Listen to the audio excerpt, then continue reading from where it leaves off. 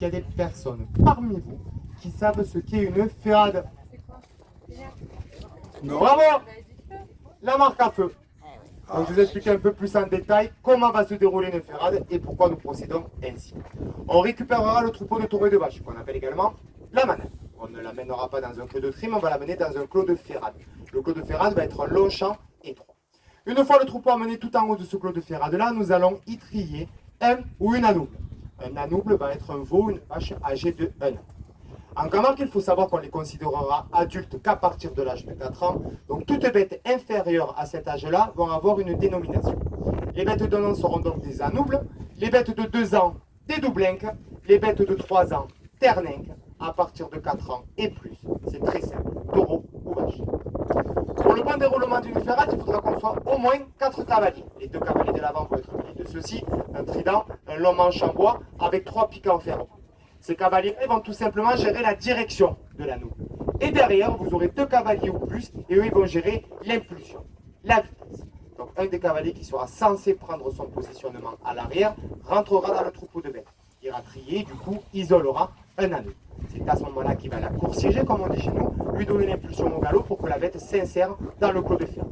Une fois la bête insérée dans le clos de ferrade, les cavaliers de l'avant la resserrent pour la descendre le plus droit possible au galop, en bas du clos. Une fois la bête arrivée en bas de ce clos de ferrade-là, en fonction du positionnement de la bête par rapport à un des 2 cavaliers de l'avant, un des 2 cavaliers armera tout simplement son fer dans le galop du cheval et le galop de la bête, il va la toucher. La bête va perdre l'équilibre, va glisser, et les jeunes du village présents à cette ferrade, ou nous-mêmes gardiens, on va s'empresser de descendre de cheval, attraper la bête et l'immobiliser au sol. Une fois la bête immobilisée au sol, on va attendre qu'elle retrouve son calme. Une fois le calme retrouvé, c'est à ce moment-là que le manadier arrivera avec la marque à feu pour apposer la marque de la manade. C'est un peu plus clair? En Camargue, nous allons avoir 138 manades, ce qui veut dire 138 marques à feu différentes.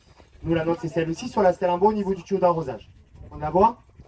La marque de la manade du mas de la comtesse reprendra tout simplement les 3 initiales des filles du manadier stylisées. Dessus, on va y deviner le J de Jeanne, le F de Fanchon et le N de Ninon. Il faut savoir que la marque de la manade sera obligatoirement apposée sur la cuisse arrière gauche de nos chevaux et de nos taureaux et vaches. Pour toute la partie bovin, il y aura une deuxième marque juste au-dessus de la marque de la manade. Cette marque-là va être un numéro. Et à votre avis, à quoi ce numéro-là va-t-il correspondre? Année de naissance. Parfait. Troisième marque sur les côtes et dernière, toujours un numéro. Et lui, à quoi correspondra-t-il? Ah ah.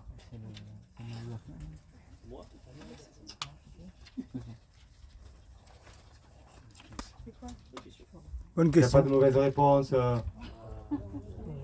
Bravo. Qui a dit ça? Comment vous savez ça? Fantastique. Parfait. C'est ça. Un ou deux. C'est quoi? Nickel. Ordre de naissance. C'est-à-dire, première bête née sur le mas de la comtesse sur l'année 2023. On apposera un 3 et à l'avant un 0.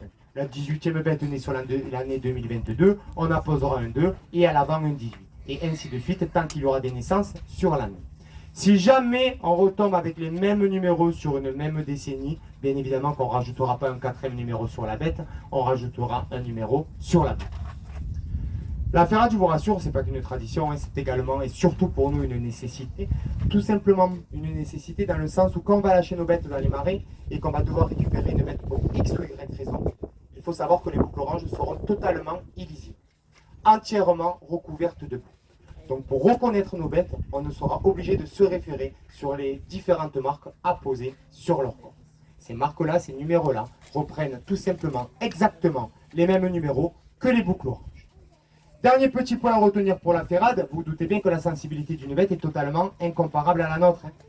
Elles ont une peau qu'on va appeler le cuir qui va mesurer un bon centimètre, voire 1,5 cm. Quand on va poser la marque à feu, on va brûler uniquement la couche superficielle de la peau. En aucun cas, on n'atteindra la chair. Pour 2 raisons. La première, beaucoup trop douloureux pour l'animal. Et la deuxième, on activerait trop rapidement la cicatrisation, ou la marque disparaîtrait, ou en deviendrait illisible. La seule chose que nous voulons, c'est brûler l'épiderme, cette couche-là superficielle de la peau, pour éviter la repousse du poil. Une fois la bête marquée, nous allons la désinfecter. Cela reste quand même une brûlure. On va la relâcher. Elle repartira au galop sans boiter et sans séquelles. Rejoindre ses congénères en haut du clos de Ferrade. Une fois que toutes les bêtes de l'année sont marquées, on récupère le troupeau d'Anougle et on le relâchera 1 an dans les prés. On le re-rentrera à la manade à l'âge de 2 ans afin de commencer à le manipuler au sein du cheptel. Du coup, à 2 ans, on les appellera comment? Des doudous, hein? Doublin. Bravo. Pourquoi t'as l'accent? Moi je suis de là moi. Ah! Parce que d'habitude, ils ne le disent pas aussi bien. L'essentiel, c'est de retenir.